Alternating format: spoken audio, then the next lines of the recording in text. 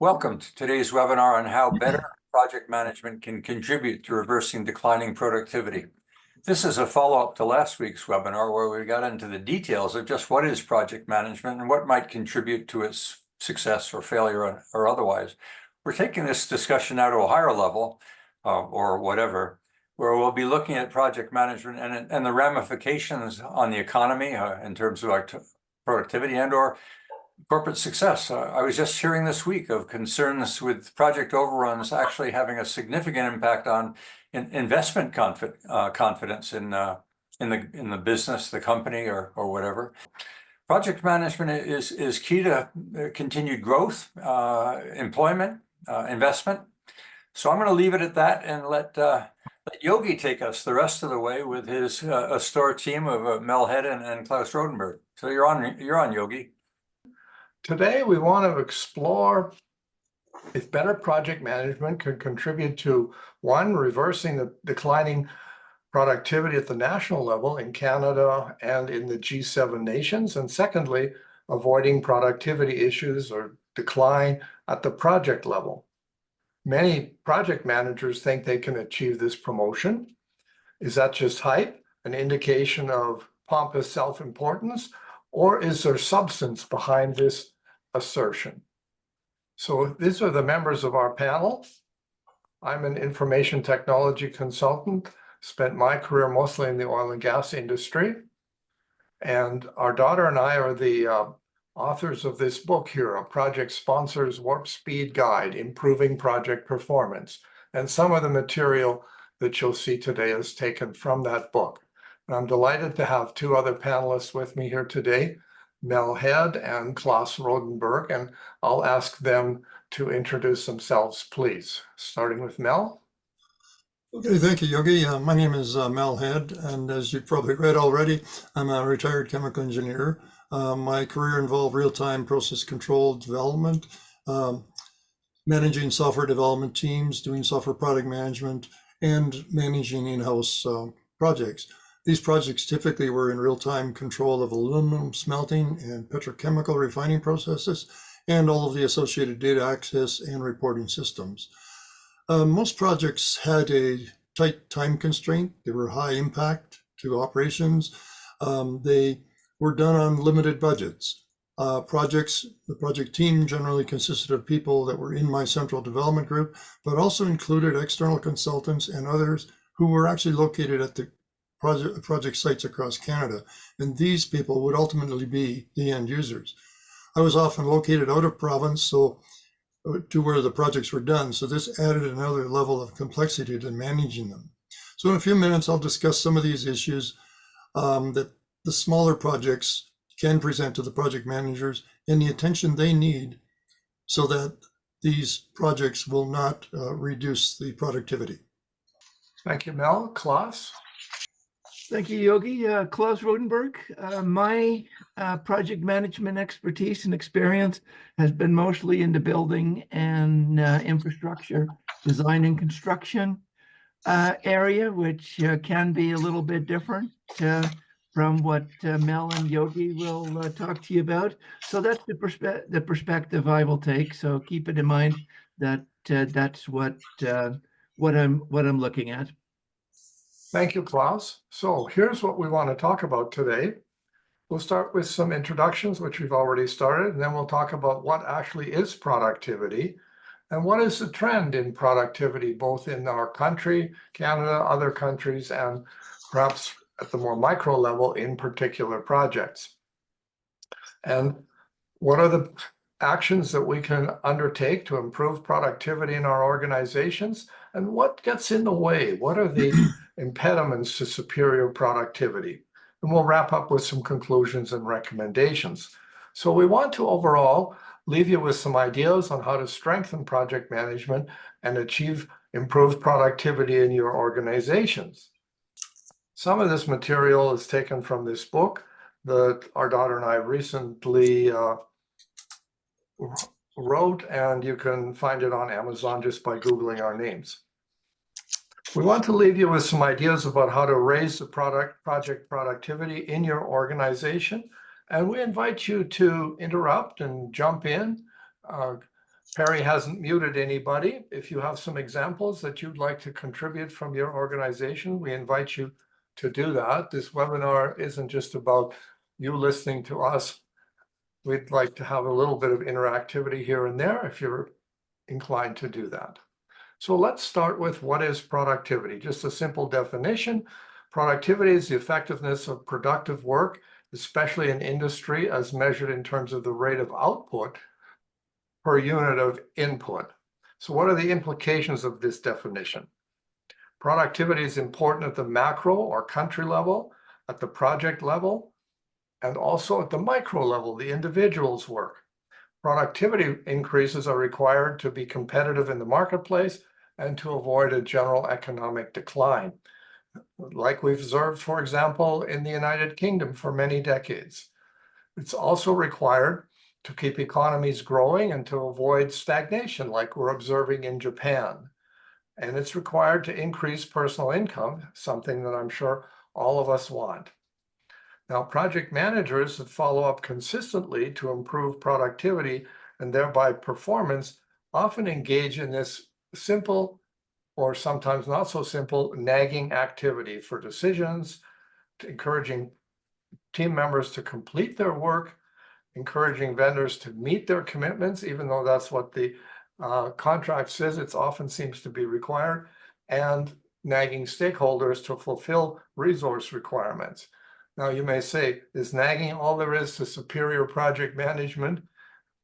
I don't think so, but it's a different perspective. Perhaps we don't need a lot of sophisticated analysis about how project managers contribute to project productivity. So let's have a look at a chart here. This is the productivity at the country level. How has Canada's labor productivity changed in comparison to other developed countries in the two preceding decades?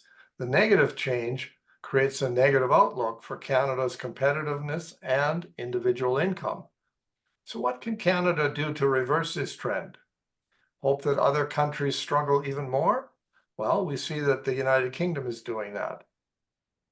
The USA is importing massive amounts of cheap labor via illegal immigration.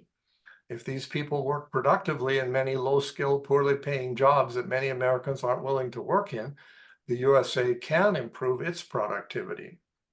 So what about project management? Can it contribute to reversing this trend? And that's what we want to talk about some more today.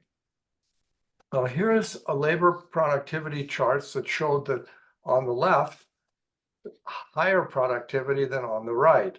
So after the 2008 economic slowdown, all these countries experienced a reduction in productivity. Perhaps we can console ourselves because the other G7 countries experienced a similar slowdown to Canada. I, however, don't think we should be complacent because our biggest competitor is likely China. And I think we've seen them extraordinarily creative and productive in many sectors of the economy. What can Canada do to reverse this declining productivity trend? We can work harder and longer, simple as that. We can increase capital investment. We can invest more in research and development. We can train our employees more and better. And I think project management can contribute to reversing this trend. Thank you, Yogi. Again, like I said, my focus tends to be on the construction. This is an interesting chart that has been used for quite a while, and it goes from 64 to 2003, but I found the same chart that goes all the way to 2017, and it hasn't changed significantly. And basically what it shows is that starting in 1964 as the baseline of 100%, if you took non-farm type of industries, automotive, steel, IT industries, they have improved their productivity by more than 200%. Over that same period of time, the construction productivity has actually declined and has really no trend that says it's going to trend up at any time soon in terms of what to do. So what we're looking at is saying that gap that is a opportunity, because anything we can do to improve that, even by a couple percent, is worth billions of dollars, considering what the construction industry is worth in a year. So there are some thoughts as to why that is so, and some of it is definitely that the buildings have become much more complex. We used to build kind of straight boxes, cheap envelopes, because energy was cheap, and quality really wasn't that important to anybody to do it. Compare that to a modern hospital, where we're now talking about specialized systems for heating, cooling, electrical, lighting, specialty equipment, MRIs, X-ray machines, changing patient needs in order to keep continuity of care and making things go through, infection control, the digital infrastructure.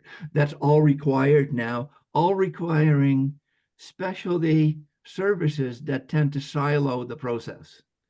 There's also a very slow uptake in terms of technology. The legacy systems tend to continue on. An awful lot of construction is still being done by mom and pop operations that don't really want to invest in digital or innovation. We're still building a lot of these buildings the same way we were 30, 40 years ago. Add on top of that, that there is generally, I'm going to call it poor design, and design being translating the scope into construction drawings that can be built. Now, some of that is not because the design is poor, but because we're very poor at translating what the owner actually needs and what we think he needs, and move forward. Add to that opaque bidding processes, because basically what happens is a design bid built. You've got a set of construction drawings that goes to a bunch of contractors. They put in a number, but you have no idea what those numbers represent or what the contractor's true costs are. And there's some interesting articles on how contractors will game the system in order to get it, and then hoping that change orders will catch up and allow them to make their profits. What this does is it leads to ineffective procurement on the client side, because all they see is the final number, but they don't know what it has been derived from. And then we don't, and this is more of a observation on my part, I still think that we have strong or weak construction management or owner oversight. It just doesn't have the robustness that's required.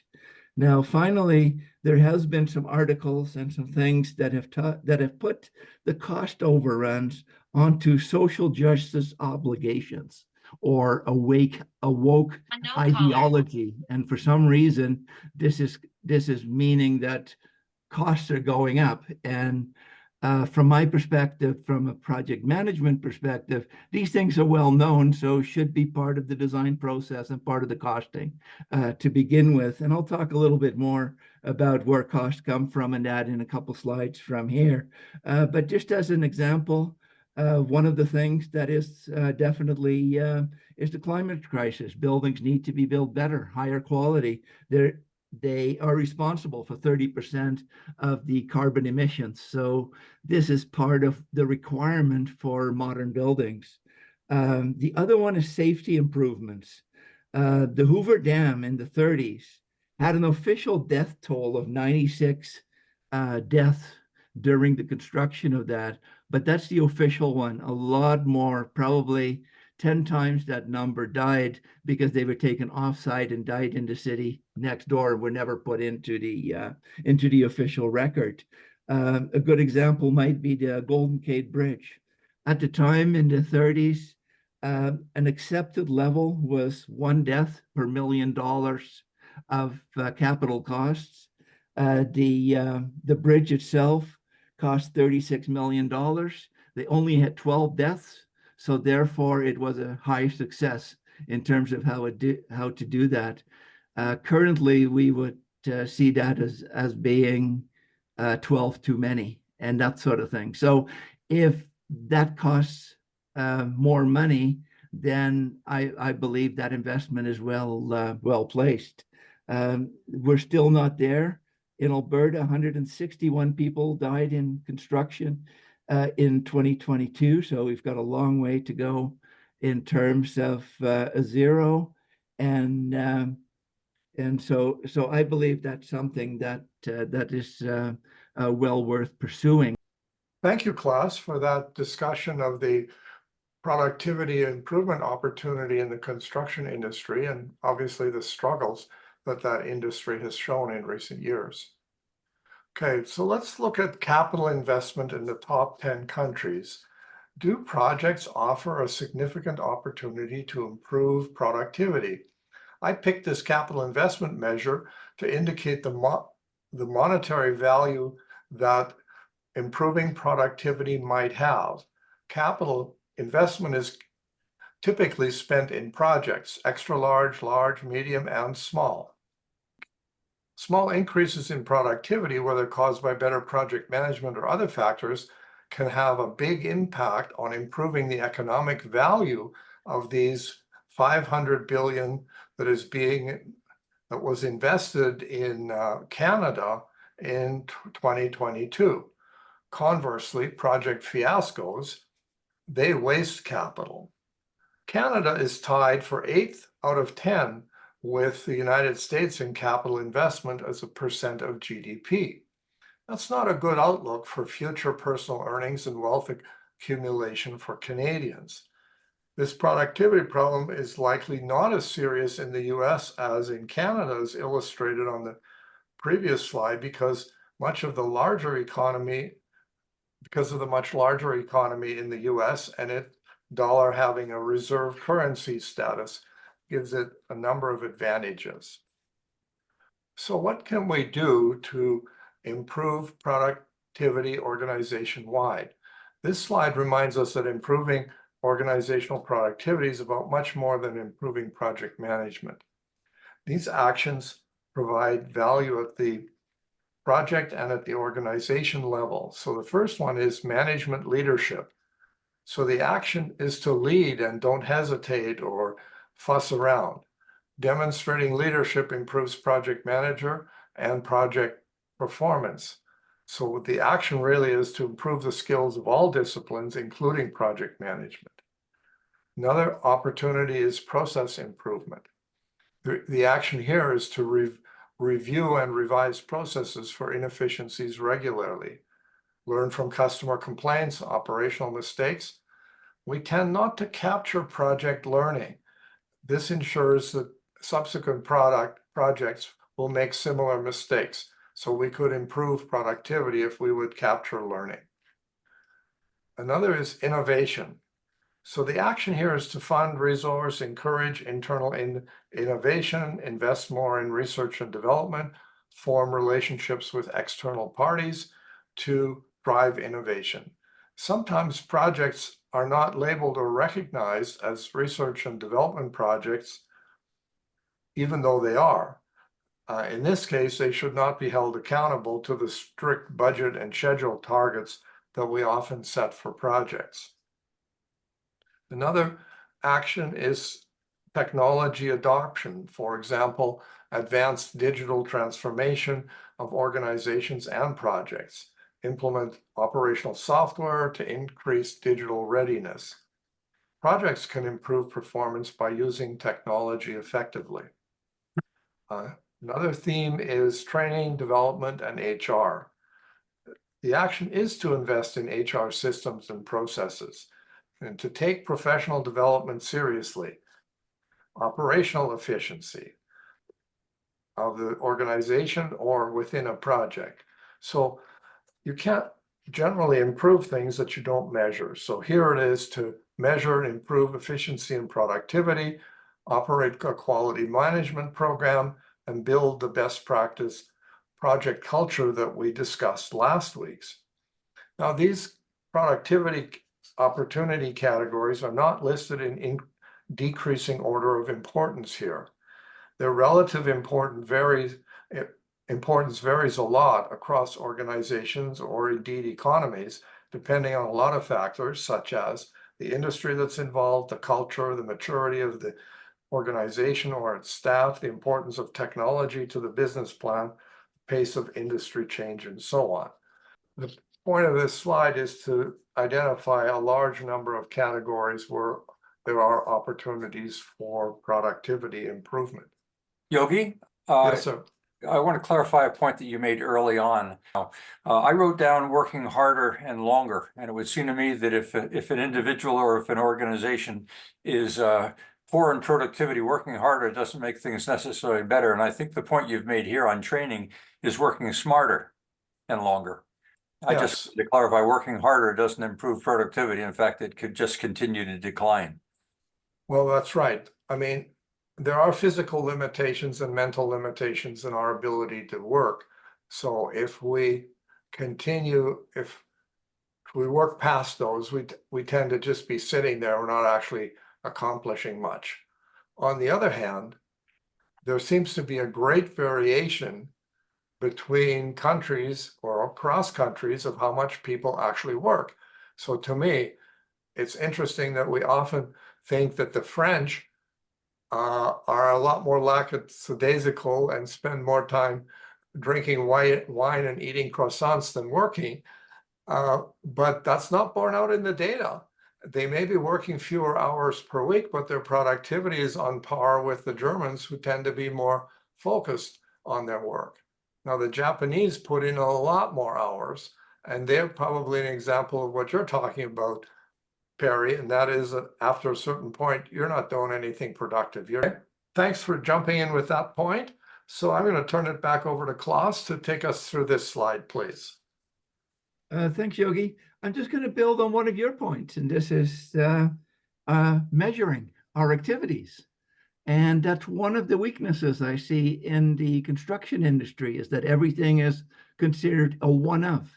So we start from square one every time we build a new building. So there's no replication of learning. There's no replication of parts, and there is very little continuity between one project to the next. And as a matter of fact, we lose a lot of knowledge on long projects, because things that went wrong on one project will be made again and again and again as we go through.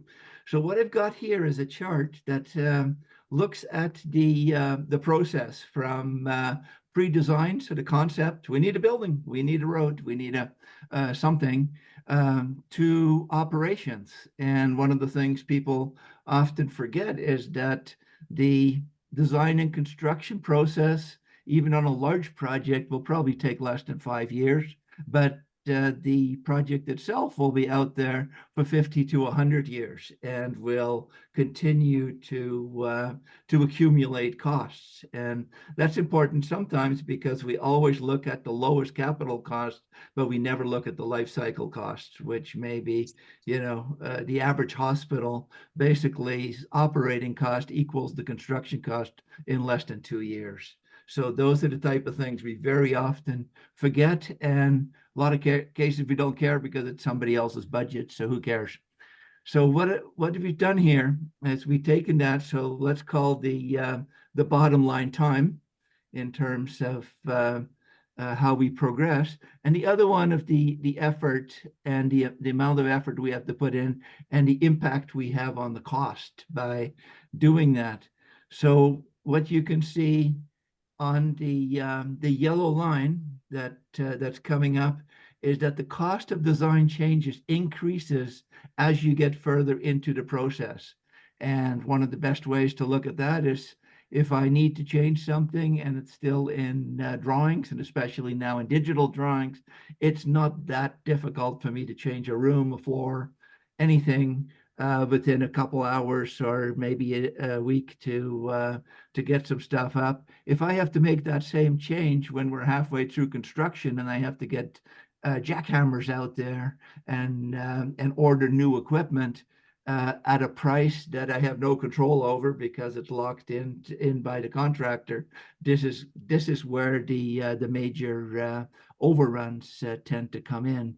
So if you look at the bell curve, the blue one, that's normal. That's the traditional process in terms of the amount of effort we put into the design process. That kind of peaks during the construction design drawings. That's where all the details get put in, and it takes a fair bit of labor to put in, and that falls off again as you get into the construction site where you're just checking over. But your influence over that cost is much better in the project, in the pre-design and schematic design processes, where you need to spend more time, in my opinion, to get things right, as opposed to what's been happening in a lot of cases, the fast track projects where, well, let's dig a hole and then we'll do the design as we move forward, and set those type of things up. So what we need to do is we need to change the traditional process to a more front-end loaded process where we spend more time planning and less time doing stuff. It's the Einstein paradox of, if he's got an hour to solve a problem, he'll spend 55 minutes thinking about the problem and 5 minutes actually solving it. Some of the things that happen because of these curves that you can kind of say, if the early design process has not been completely vetted, and we start to move forward and are during the bidding process, that's the procurement side, we now set up the legal contracts, and everything will be measured against that and will be at an expensive place, because there is no longer a competition in terms of a bid for a change notice and where it goes. So we really need to clarify the scope, making sure that everybody knows what we're building in terms of where it goes. A lot of projects fail because we've got very vague instructions from the client. We've got opinions overriding fact. Mission critical products are not included because it does not meet the client requirements. So when the client all of a sudden halfway through finds out, hey, I didn't want that, now all of a sudden we got expensive changes to make. What you see in the paper, a project is X number of $1 million, is inadequate to cover the full scope of the project. It's just a wild ass guess in terms of what it is. So by everybody looking at it, it's a failure because there's an inadequate budget, but in effect, what we've got is an inadequate scope to begin with. So those are the things to keep in mind. It's not black and white, it's very complex. And what we need to do, and I'm going to keep coming back to this, is we need to spend more time at the beginning of the project rather than during the project and setting that up, because once a contract has been signed, it's legally binding to move forward. And from my perspective, the thing that is the number one problem in a lot of cases is that schedule overrides everything. So it's much more important to the client often that the project is completed at a certain date, and as opposed to being done the most effective ways. And in Alberta, we have a perfect example of that, and that was the oil sands developments in the last 2 decades, where we were building $3-4 billion plants at very tight timing. And because 3 or 4 of them were being done, there was shortage of laborers, material, all sorts of things. And the clients were quite happy to pay the premium for that, as long as the oil started to flow at a certain time. So this is a private sector approach, as well as, we always blame the government, but this happens in large projects with private sector as well. My last point here is that something moving forward, there is an emerging trend right now in the construction industry.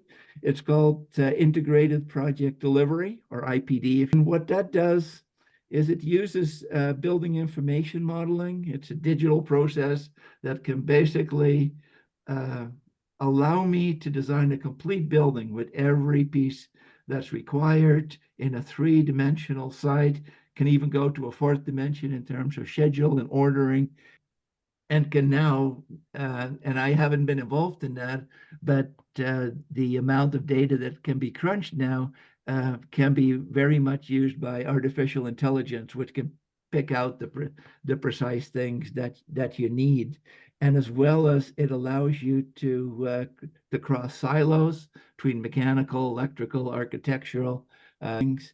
And it allows you to integrate a modular or offsite construction processes where you build complete parts of a building offsite. It allows you to do several things together. If you do a linear construction, you have to start on the first floor and work your way up. If you manufacture pieces like you manufacture a car, you can actually start on the 10th floor or the 12th floor while you're doing the site work and making those type of things done. Very complex, but now with the building information modeling and artificial intelligence, that can actually be done. What this requires is that the entire industry invest in more digital technology and people that can get together on the same page and solve problems together, as opposed to solving problems in the courtroom. I'd like to ask Klaus a question. There are cynics about too much time spent in planning. There being such a thing as too much time in planning and not enough time in learning?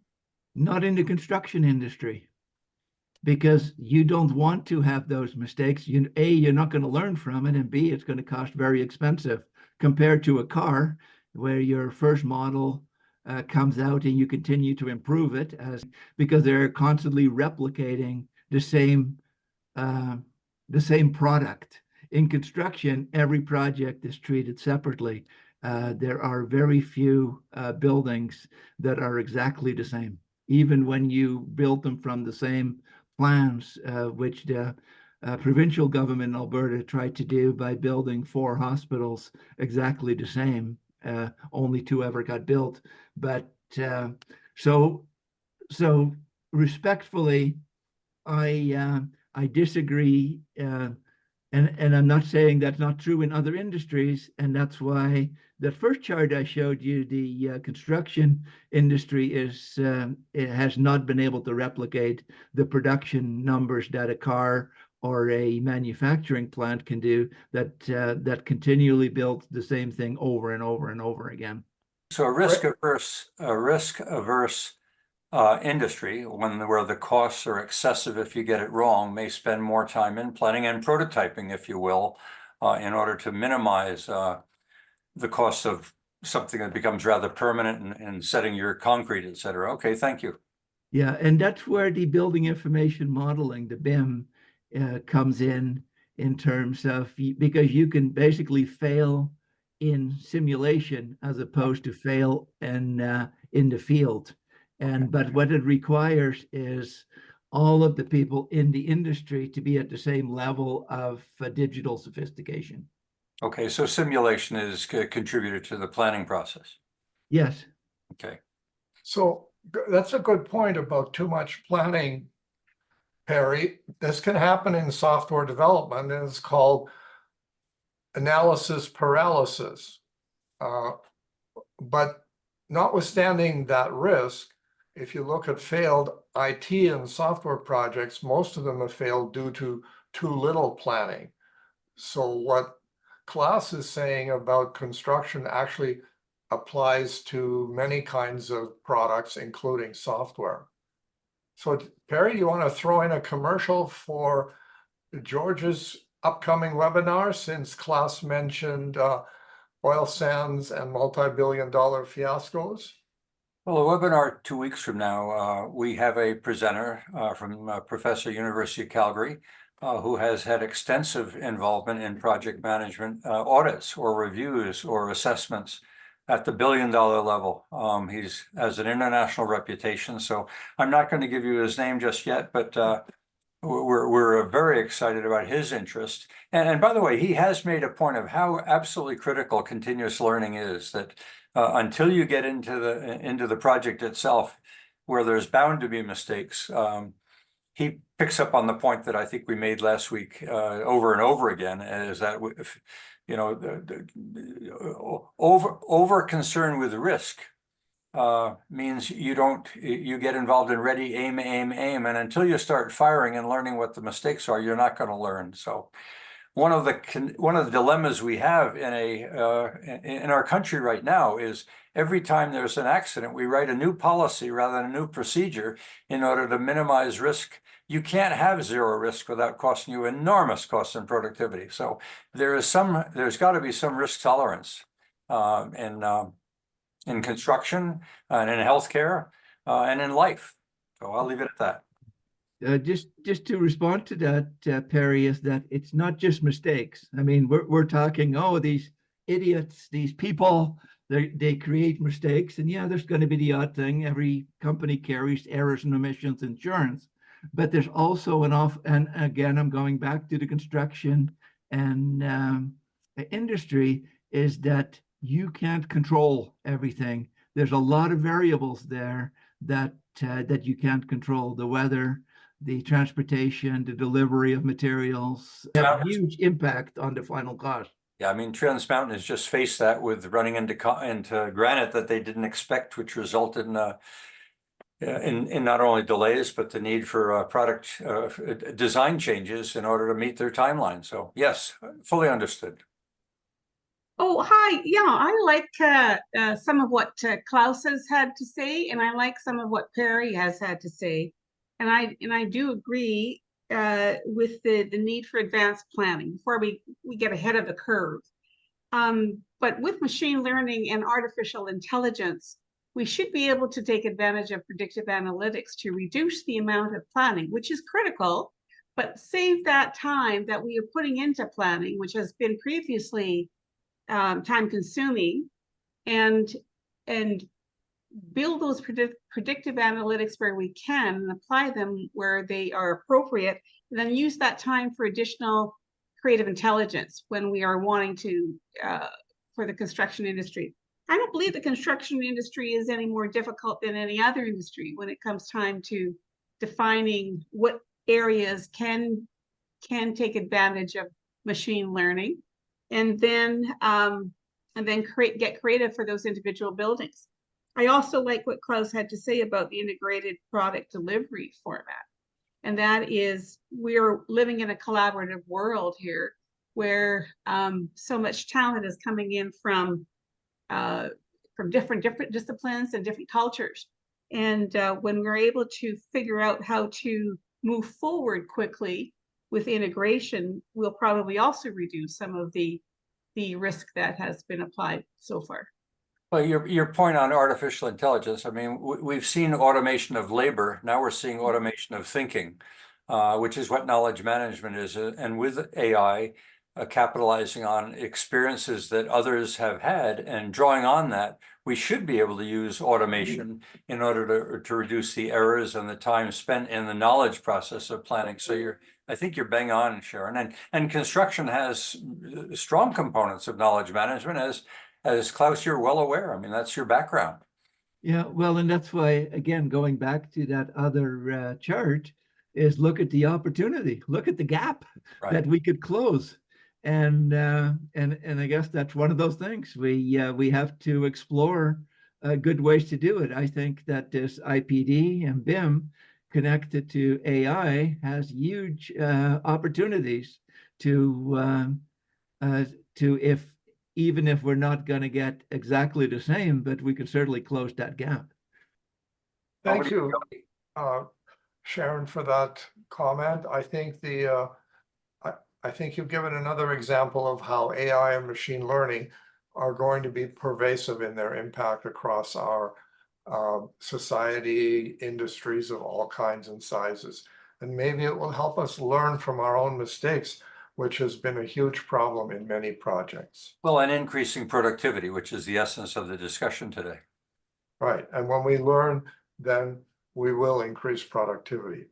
So back to this slide here, they wanted to talk briefly about the project management actions that can improve productivity. So I've got a series of dysfunctional behaviors here that we observe on projects and what the counteraction should be.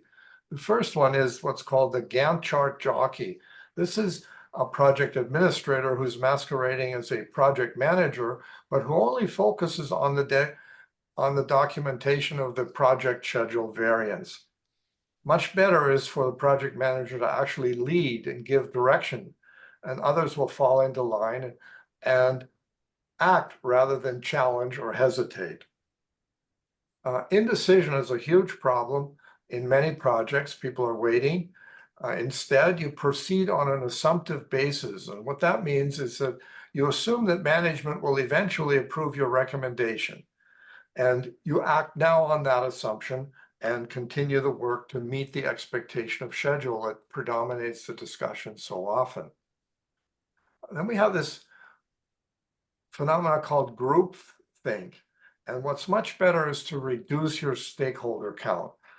Groupthink means you bring in more and more and more stakeholders, and you can't you're trying in an effort to achieve unanimity, which is impossible.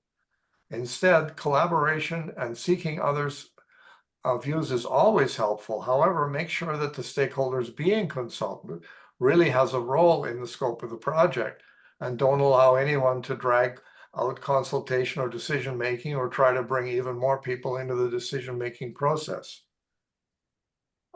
Procurement molasses, I think we talked about that before. Instead, simplify procurement. Now, that might be easy to slap onto a slide, and it may be impossible in many organizations. What I've done, what I like, is to issue a letter of intent to a vendor. That takes developing and signing the contract off the critical path and allows work to start. That doesn't work in all organizations, and sometimes issuing a small, easy to approve purchase order to vendors for some upfront work allows the project to continue and not wait for the whole procurement process to play out. Scope creep, that's been talked about in many times. So as the project manager has to defend the scope of the agreed scope in the project charter. Do no work that you can claim is outside the defined scope. If the item being discussed is debatable, maybe it's in scope or out of scope, it's out of scope. Project manager decides. Projects are not a democracy. And it's important to document all new scope proposals, but it's just as important to improve none of them. And then save them all to plan a subsequent project if there is an appetite to continue. So that the effort to document is not lost. And then there's manana attitudes that unfortunately strike some projects. So instead, focus on the project schedule. Push the team to complete today what can be completed today and not defer it to tomorrow. You may have heard this saying that projects become a year behind schedule, one day at a time. And when you take these project management actions on this slide, I think you're improving productivity all along the way. So let's look at an example. This TMX is in the headlines a lot, so I thought this would be a good example. It's an example of significant cost and schedule overrun. The project becoming a government project is partially responsible for the result. Government projects exhibit exaggerated procurement and documentation processes. They are known for costly indecision that we just talked about. That creates a lot of delays, and excessive requirements also add to the cost. So this self-inflicted tortuous permitting process from early 2013 to November 2016 also added cost and schedule. Now imagine what huge benefits if superior project management as opposed to mediocre or dysfunctional project management or dysfunctional project culture. If it had knocked only 1% off the final price, that would have created a huge value benefit.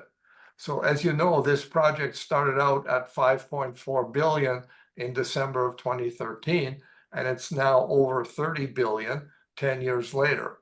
And again, just an arbitrary mathematical saving of 1% would have been in the hundreds of millions of dollars. Now, maybe other projects aren't operating in this order of magnitude, but again, it's possible to make significant productivity improvements. Where would I get the 1%, you might ask? Well, it could be reduced rework.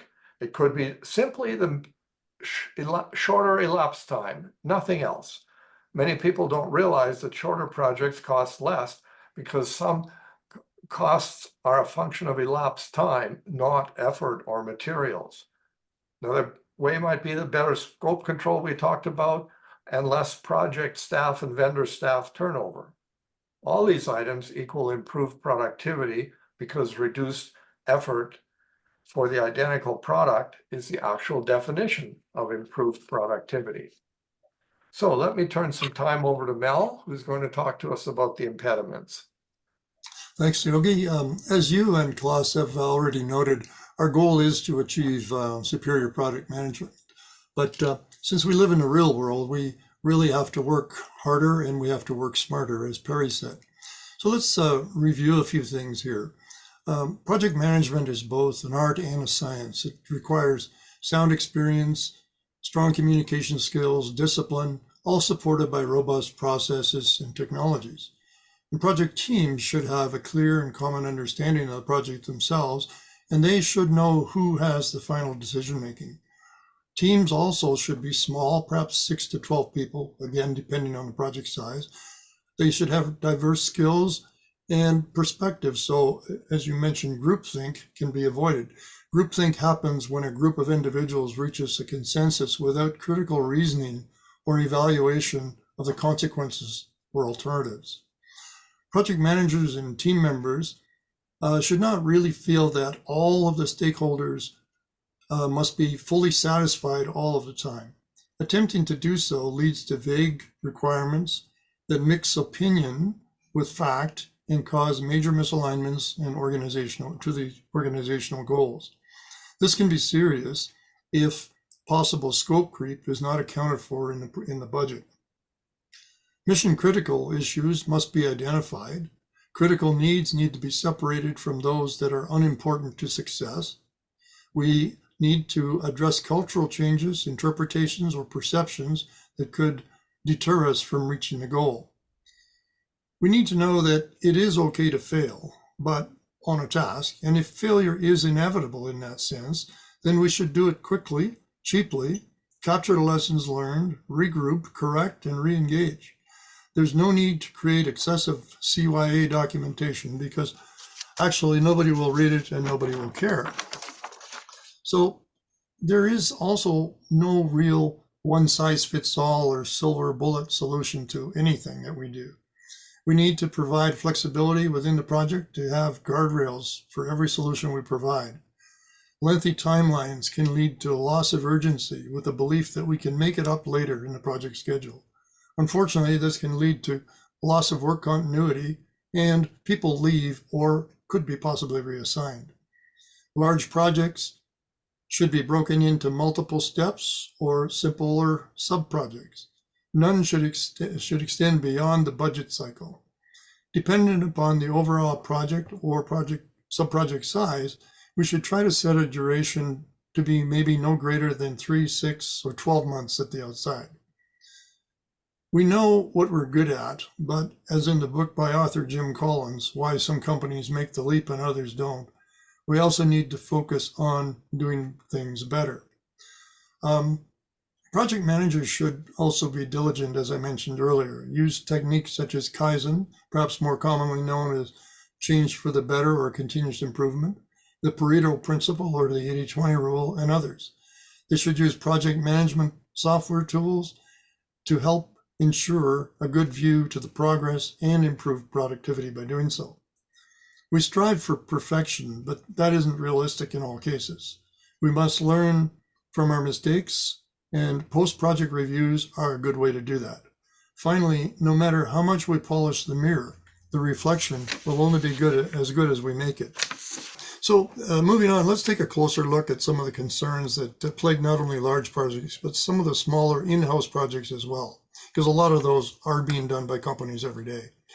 Budgets and timelines may be smaller or shorter, but in the scale of things, poor project management can impact these small projects as well and reduce productivity. As Yogi and Klaus have already noted, some projects fail due to issues that are beyond control of the project manager, and this impacts productivity. Many of these issues are people problems, which we all have, And these are major contributors to knocking a project off the rails, increasing its cost, or extending its schedule. So as this slide shows, some concerns that we have to consider are that we don't always have a dream team. An ideal project team is a family and must all get along together, understand the issues, and focus together. Discussing both the good and the bad parts of a job are necessary so we can all work as one to create success. All team members need to pull their weight and realize that each of them can affect the project outcome and impact productivity. The "but I have my day job" syndrome is important. It's important to understand that small project teams at a plant site do not necessarily have full-time members and are often staffed with people from the plant site who have other responsibilities as well.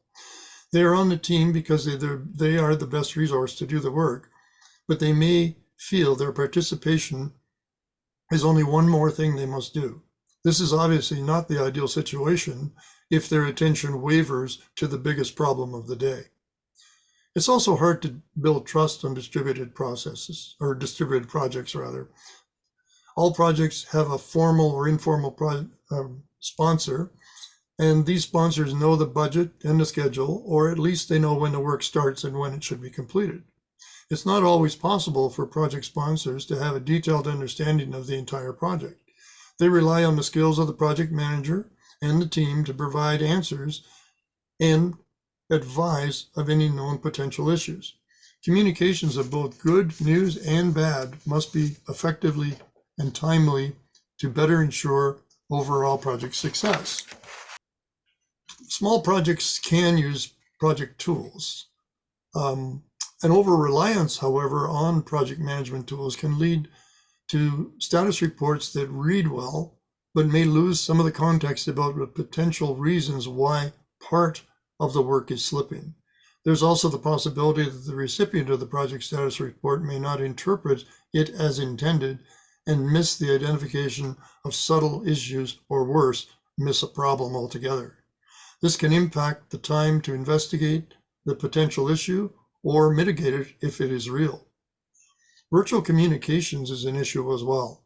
Managing small projects that use diverse or distributed teams often requires the project manager to visit the project site in addition to holding the one-on-one and team conversations. Proper use of communication software such as Teams, Zoom, WebEx, FaceTime, email, etc.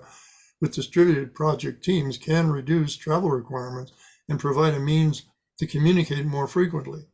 Ideally, however, these tools have the potential to keep all parties informed, but can increase the risks for misunderstanding that in-person, face-to-face communications that we used to do in the past have not had. Project managers need to be aware of this pitfall. The work environment, although not a major issue, nowadays with hybrid or part-time work from home project teams, can affect the overall effectiveness of communications and collaboration amongst the members. The project manager needs to communicate accordingly with all the parties and the individual team members.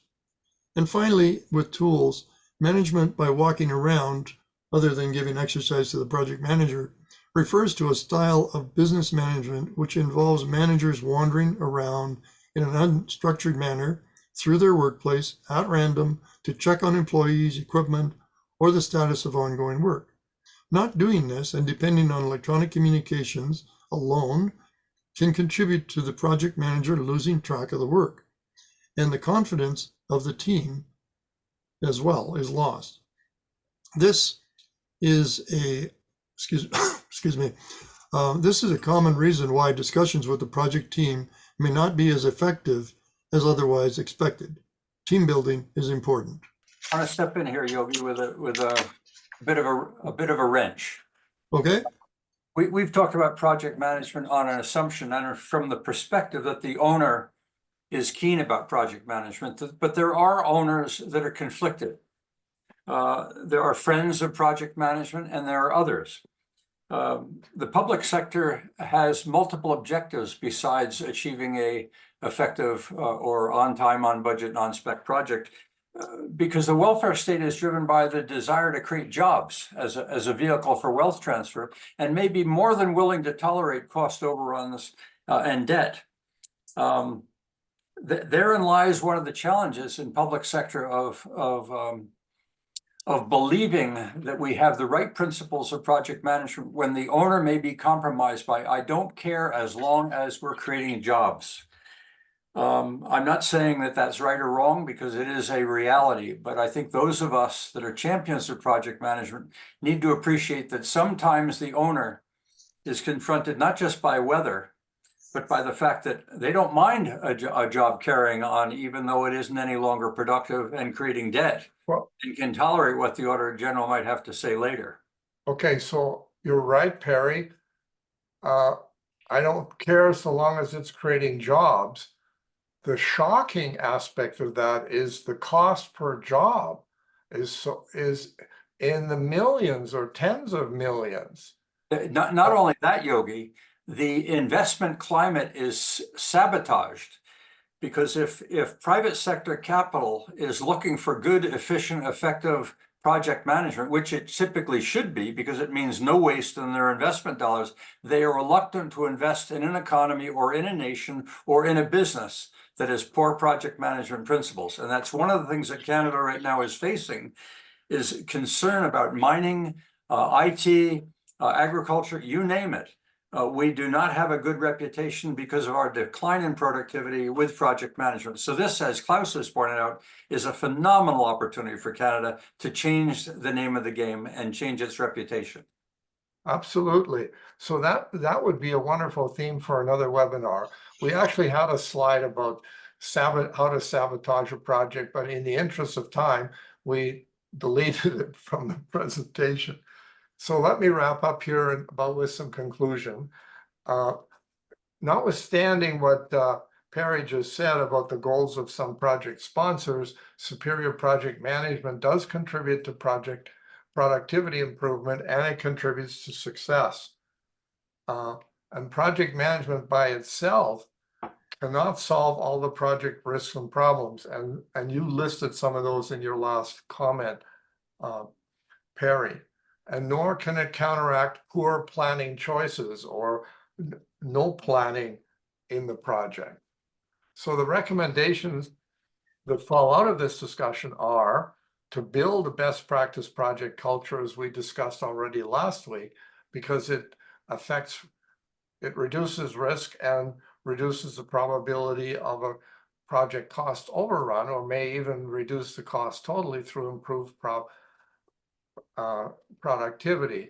Don't approve unrealistic projects that are just beyond the capability of the organization, and value best practices for project planning and execution.